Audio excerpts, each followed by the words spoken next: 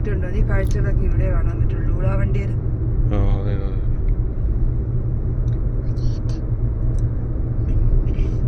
ഗോപാൽസ്വാമിപേട്ടയിലേക്ക് പോകുന്ന വഴിയല്ലേ?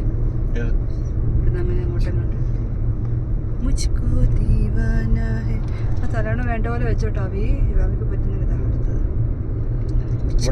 കേരള ഫുഡ് കഞ്ഞി, കപ്പ, മീന്, ജിന്നിന്റെ ചായക്കട. ജിന്ന്